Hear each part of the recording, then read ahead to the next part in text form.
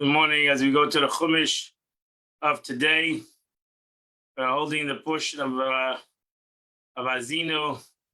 Today is Monday, the second reading in the Parshas Azinu, which is in chapter 32, verse number 7.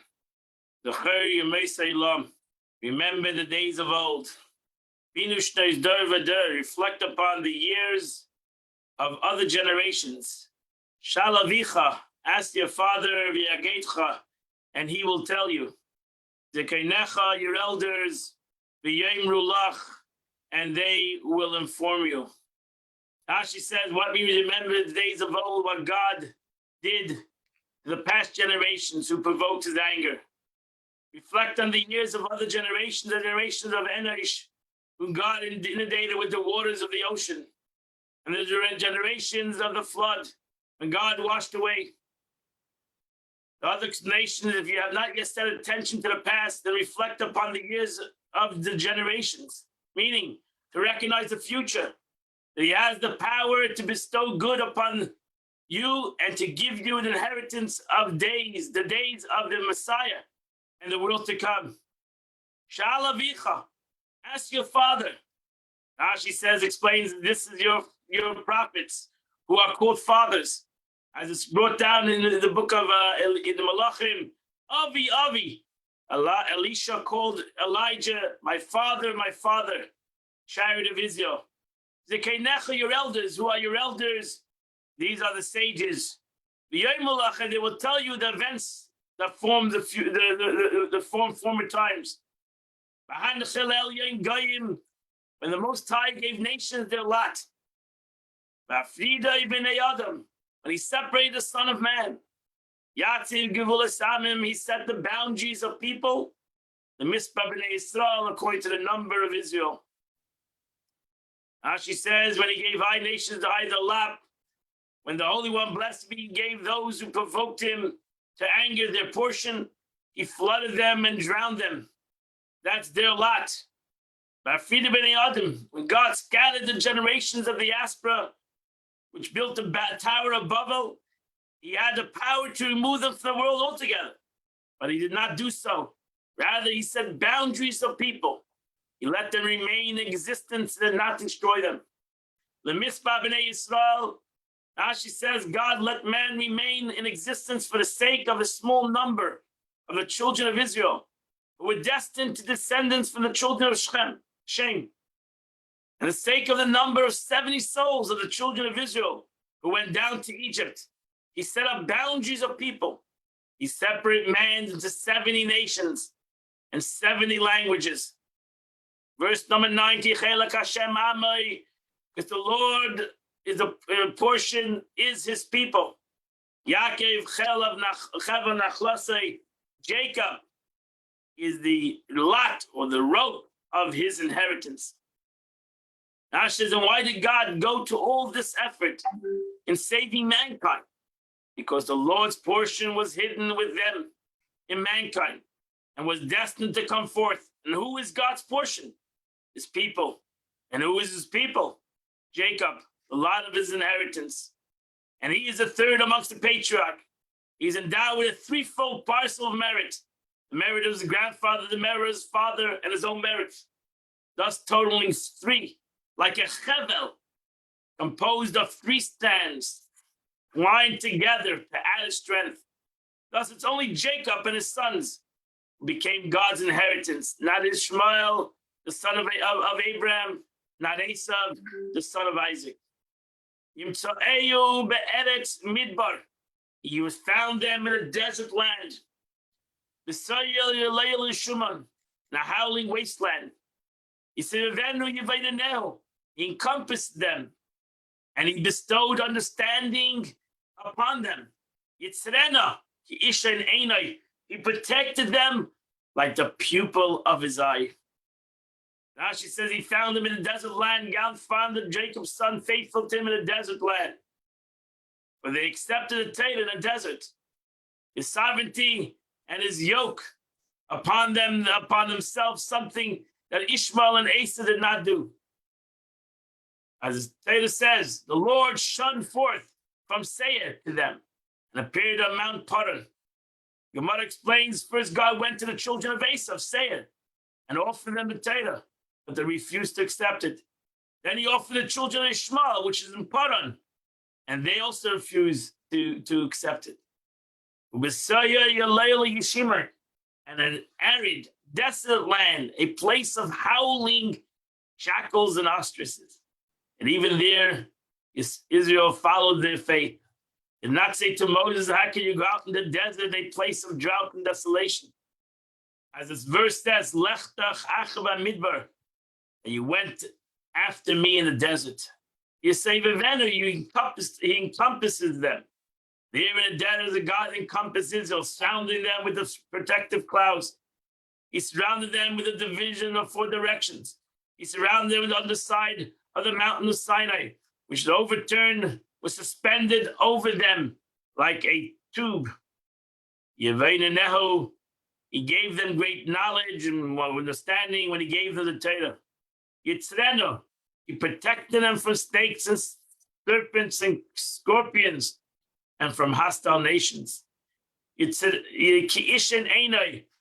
refers to the back part of the eye, pupil of the eye, from which the light is reflected outwards. Uncle renders Yimtze'eu as he provided their needs. That is, God provided Israel with all their needs in the desert. The use of the word matzah is similar to the use of the words of the word leimtze'em b'amar, which flocks the cattle, slaughtered them. Provides a matzah. As the verse says in Joshua, the mountains is not enough for us. You say, Vivenu. He encompasses them, renders Unkelus. Unkel says he made them encamp around about his divine presence. Sent a meeting where the divine presence rested. Was in the middle of the camp, and the 4 divisions, the Yidden surrounded in 4 directions. Verse 11, Keneshi Yarkina, as an eagle awakens its nest. Agazel of Yarachef, hovering over its fledglings. Yisha Yifresh Kanafi Kacheyu Seil Abrasi. It spreads its wings, taking them and carrying them in its pinions. She says Kenesha, like the data says that God is like an eagle. He guided them Israel with mercy and compassion like an eagle, which is merciful towards its own fledglings and does not enter its nest suddenly. Rather, it beats and flaps its wing above, the young on the tree and the other between the one branches and the other, in order the young should awaken and have strength to receive it. Yar Kinei awakens its children. Al Geizalov, the eagle does not impose its whole body upon them, that it hovers above them, touching them yet not quite touching them. So to the Holy One, blessed be He, as the verse says, we did not find the Almighty great in the power. And He came to give the Torah to Israel, did not reveal Himself to them in one direction, thus concentrating His power in one point, as it were, but rather in 4 directions. The verse says the Lord came from Sinai and shone forth from Seir to them and appeared from the Mount Paran. This accounts the 3 directions. The 4th direction referred to the verse God comes from Teman. The Eibishter comes from all sides. He doesn't come from one side. He has Rachmanis. Yifrav Kapi Racheu, spreading its wings, taking them. When the eagle comes to move its little fledglings from place to place, it does not pick them up with its feet as other birds. The birds are afraid of the eagle, which soars very high and flies above them. For this reason, other birds carry them with its feet because the eagle above them. The eagle, however, is afraid of only an arrow. Therefore, it carries his young on its wings. So too, the Holy One, blessed be He, says, I carried you on an eagle's wings. The Egyptians pursued the children of Israel and took them at the Red Sea. They cast arrows and rocks at Israel. Immediately, the angel of God moved from behind them in a pillar of cloud, came between the camp of Egypt and the camp of Jews. Verse 12, Hashem the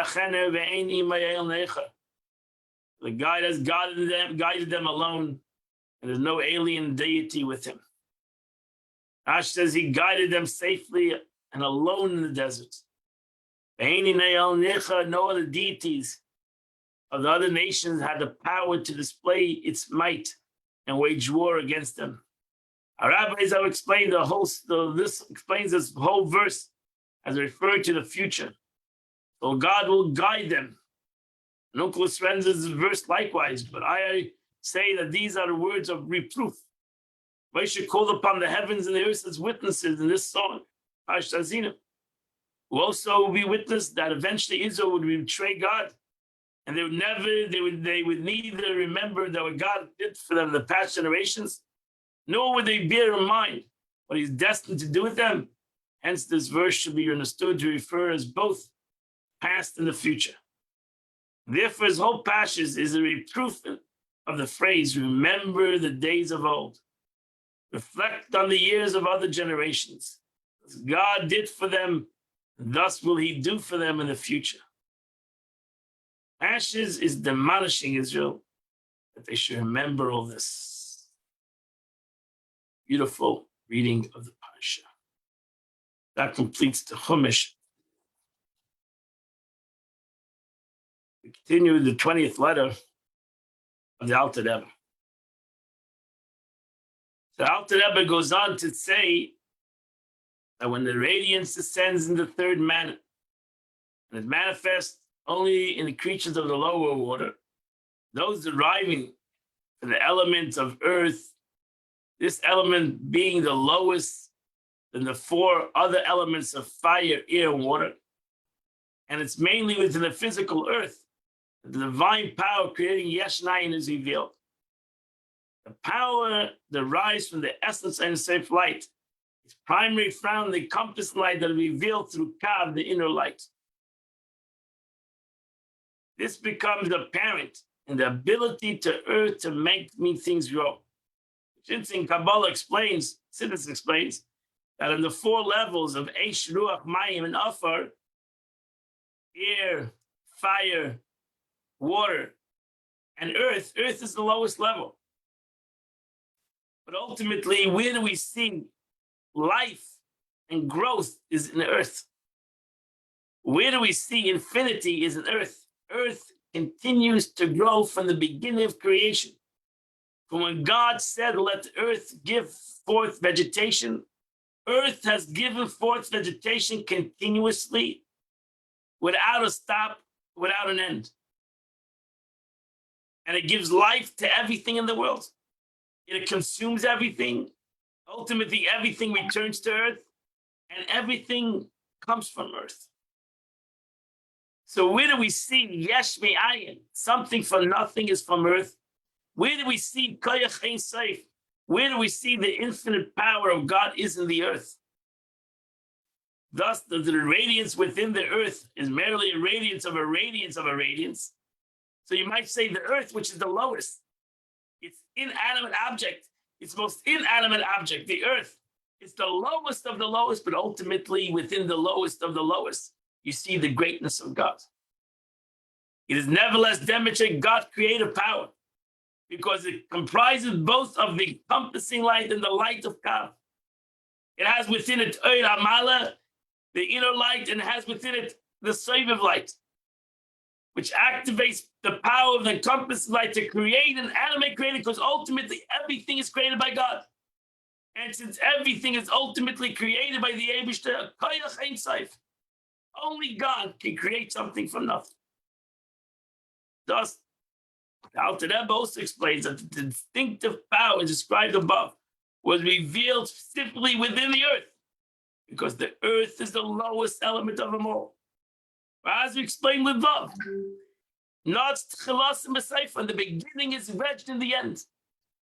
Or as we explained, the rebounding light manifests the essence of the original illumination with superior intensity. Everything is ultimately revealed in Gashmias. Dafkin, a physical thing, in the most inanimate object, that's where godliness is revealed. That's why the same concept, the power of the mitzvah. Most mitzvahs are with Dvarim Gashmi. Most mitzvahs are with physical things. Because Dafkin, the physical, the most inanimate thing, is the one that reveals the ultimate concept of God. Okay, in the Kalaniska, furthermore, in addition to all that mentioned above, the radiance of the radiance of a radiance, which descends into a created being utterly concealed.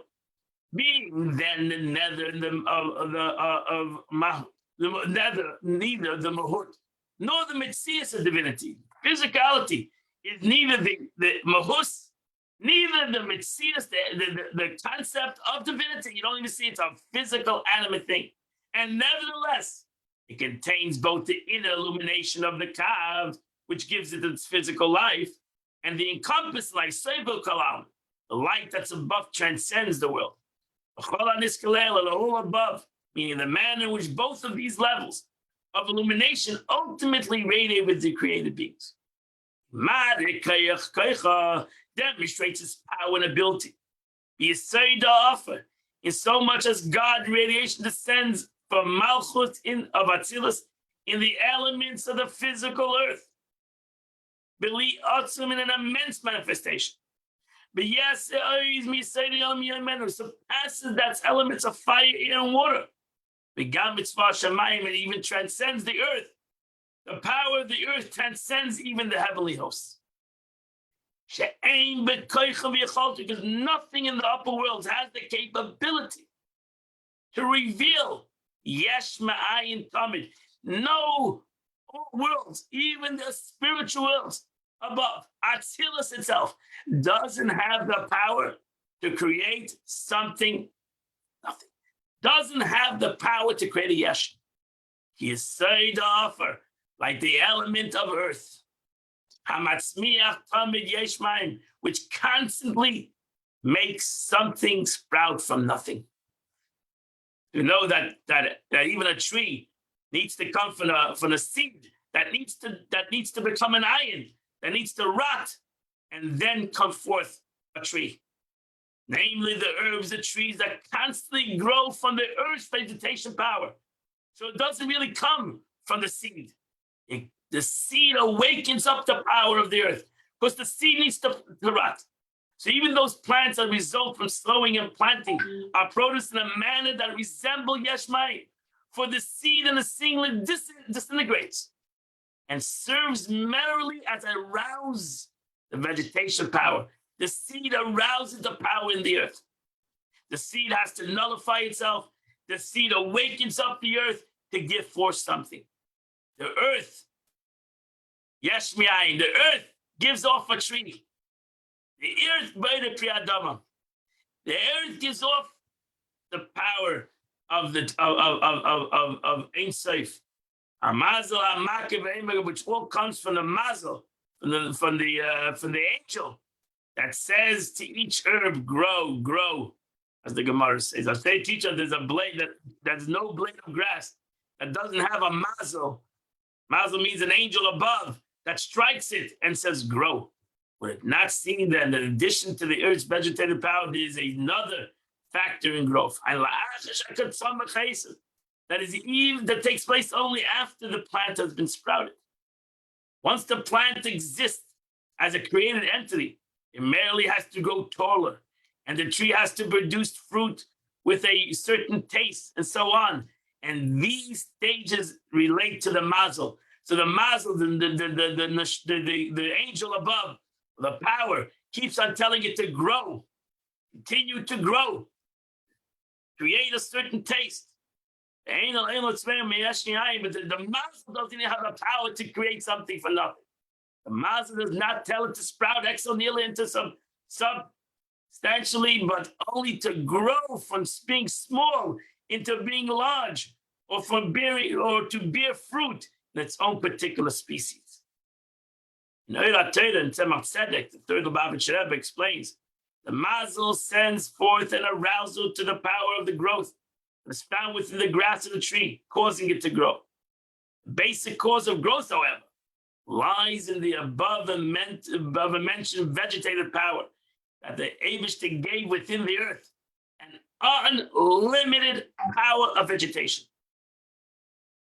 And therefore, as long as we, as a human being, arouses that power in the earth through planting and seeding, the earth will continuously give vegetation. Also, the Tzemach Tzedek explains that both quotes mighty that the mazel hits the means the mazel illuminates a particular tree or grass with which it's connected, causing it to be drawn to its source and hence even larger.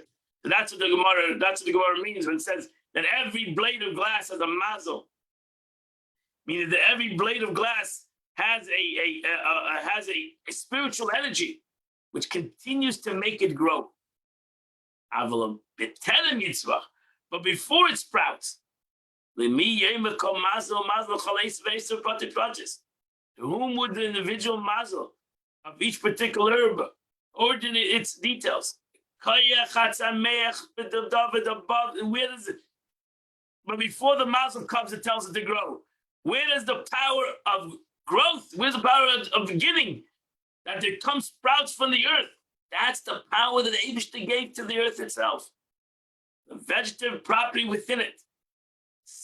Insubstantial and spiritual while they are physical. What we have here then is a yesh from the ayin, which, as explained above, derives from the essence of Ein Sof and finds an expression in the elements of earth. Why specifically in earth? Why did God give this power specifically the earth?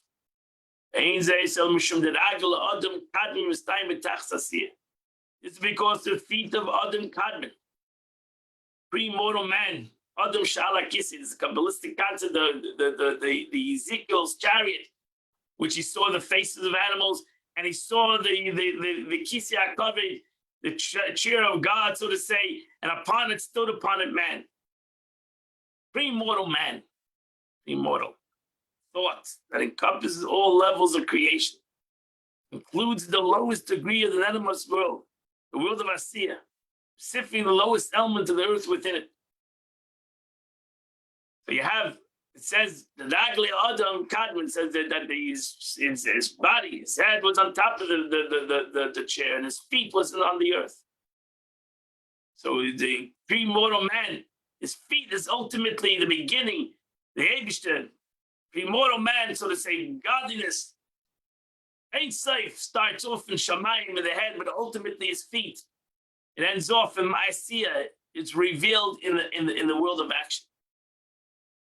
Tachas Ragla made Ein Sof Baruch Hu Seva Kalam, and below his feet, below the lowest level of Adam Kadmon, radiates the infinite light of Ein Sof, which encircles, transcends all the world. At that very place, which there seizes the dwelling of divine illumination that permeates all the worlds, there begins the encompassed degree of divine light that transcends all worlds. Without any great interruption between them, except the Gulam of Adam Kadmon alone.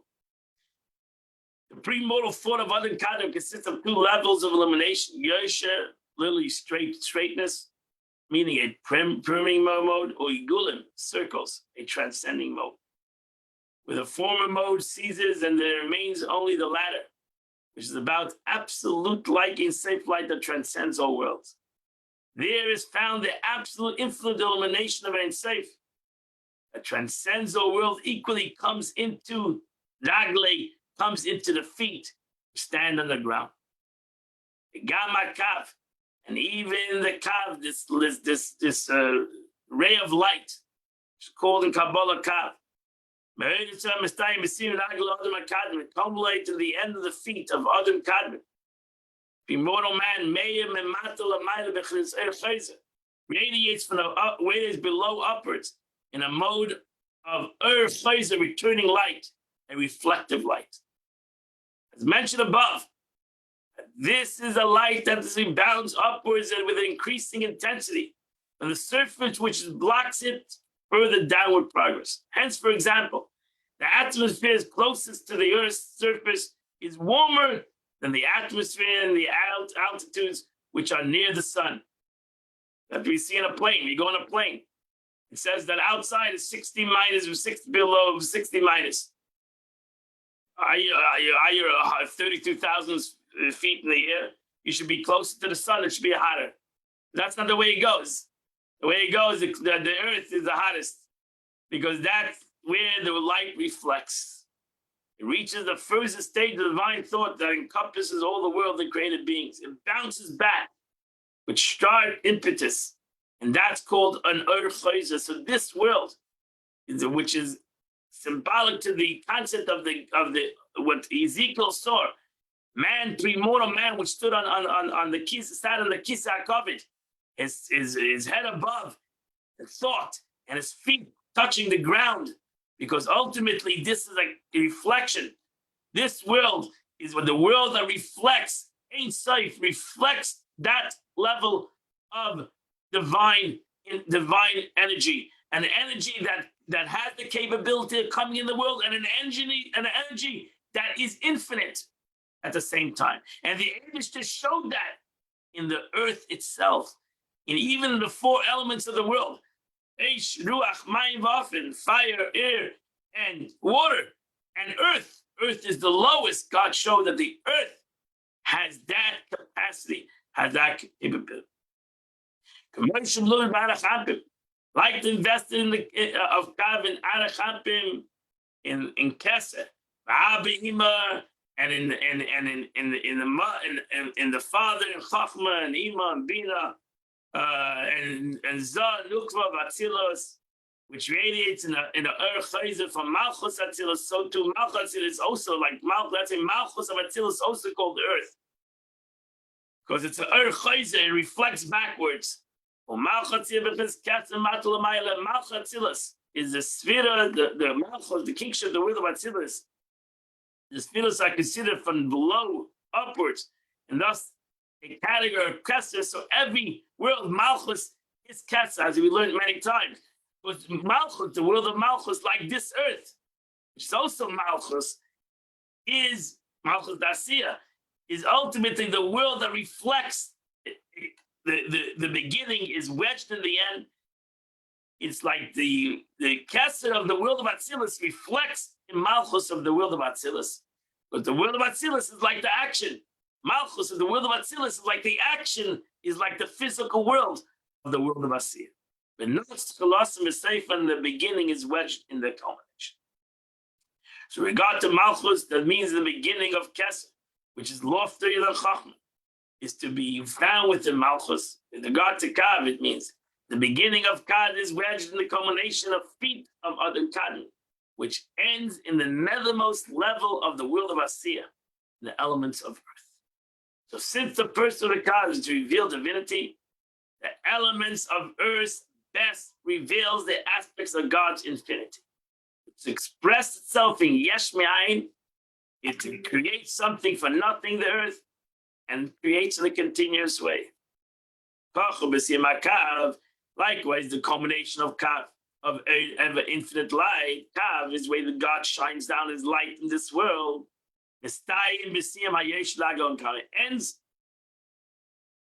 Ending of the Yosher of the feet of Adam Kadin, meaning when the feet of the lowest level of Adam Kadin descend into the interior, the various levels of all the way down to the various lowest level, the element of earth, in the lowest level of the world of action. The Malchus, it Kav then radiates from below upwards, the glimmer of a glimmer of a glimmer that is found within the physical earth, the category of the light of the neshama of Malchus of us. This light, the light of the neshama, is in fact the lowest level of spiritual within Asiyah. Asiyah is the lowest of the worlds. Malchus is the final sphere of Asiyah. The 10 components of sphere that comprise Malchus. Malchus of Malchus is the lowest. Malchus of the world of Asiyah. Because in every attribute you have its attribute. You have, on the 49 days of Sphere Seima, every attribute has within it its attribute. So you have Malchus, you have Chesed of Malchus, Gevurah of Malchus, Beres of Malchus, Netzach of Malchus, instead of Malchus of Malchus. So when you go to the world of Asiyah, the world of action, which is the lowest world, And you have in its lowest, so the lowest sfira is Malchus. And you have in its lowest sfira Malchus of Malchus. But what happens if you have Malchus of Malchus? In the counting of the sfira Seima, you have Matan Torah, the 50th level. Malchus of Malchus, which is the lowest of the spheres, that's ultimately where Malchus of Malchus, the kingship of kingship, the world of action, is where you have the ultimate revelation of godliness. This lowest level light of Neshama, which is Asiyah, is found the illumination of the final degree of Asiyah, meaning which the created beings are final level. This enables the Ein Tzarech to reveal its capacity for creating Yesh from Ayin. As demonstrated above, describe constant power of according to the statement in chapter 20 of Sefer HaGilgulim, Perek Chaf, in the 20th and 20th chapter, Uvel Likutei Torah, which is cited, explained in Likutei Amorim. Very deep concept of Chassidus, and we can maybe bring it down to a practical thing as we're standing in the days before Echad Bashana, Yom Kippur, the 10th day of the month. Echad Bashana is the one day. It's called the Torah, one day. Achas Bashana. It's a 10th day, but it has within it one aspect. It's a constant. It's a revelation of true godliness to the world. The Yom Kippur. It's called Shabbos Shabbos. Shabbos of Shabbos. Shabbos is Malchus. Malchus the Malchus. The true revelation of Malchus in the world when it comes to the day of Yom Kippur. One day of the year. One holy Jew. The Kohen Gadol goes into the one holy place, the Beis Hamikdash, in one holy of holy place in the holy of holies. True revelation of infinity in the world happens on Yom Kippur every single year. In Malchus Sheba Malchus, Shabbos of Shabboses. That's all revealed in this world, one day a year, Beit Shem, tomorrow night. Revelation of Malchus Sheba Malchus. Revelation as we stand by God in front of Him. And the show, like Malachim, like angels. We're humans that stand like angels. We reach the level of echad, of oneness, in a physical form. So if you learn this part of this Tanya, you can maybe make sure understand what happens Chas Bashana once a year. Very special 24 hours, 25 hours that happens once a year, this coming Wednesday, starting on Tuesday night. Achas Bashana. Malchus Sheba Malchus. Shabbos Shabbosin, a Shabbos of all Shabbos, a Malchus of all Malchus, where Jews, which crown the Eibishter, God as king over them, shows in a physical way that they're not only physical, at the same moment they're spiritual. They've elevated the world, uplifted the whole world, the oneness of God. That completes the Tanya of the day. Today is the 8th day of the month, which is chapter 44 to chapter 48. You chapter 44 to chapter 48, you would have done the chitas of the day. I want to invite everybody tonight, there's a minhag of our sages to do kaparas, to take a chicken and exchange it to put your life in the chicken's life. And you can do that with your private chicken and different, Chabad Coconut Creek, Chabad Parkland, I believe, is doing it, Chabad Coral Springs. I give a chance. I know many Jews are uncomfortable with the shechting of the chicken in front of them. I do give everybody a chance to come tonight to Chabad, which I do a community kaparas, and I use one rooster for all men and one hen for all women, and then I take it to the sheichet. So we can do the custom here tonight. Minhag Aviseinu biyadenu, Shalavicha, the customs of our sages, the customs of our fathers that did it for thousands of years. You can come tonight at Chabad at 7:30 and do this custom. And the chicken, as we say, should go to charity, and we should go to a long and happy life. That's tonight at 7:30 And Mitch, we'll see you all tomorrow. We'll learn Chitas tomorrow at 8. A wonderful, beautiful.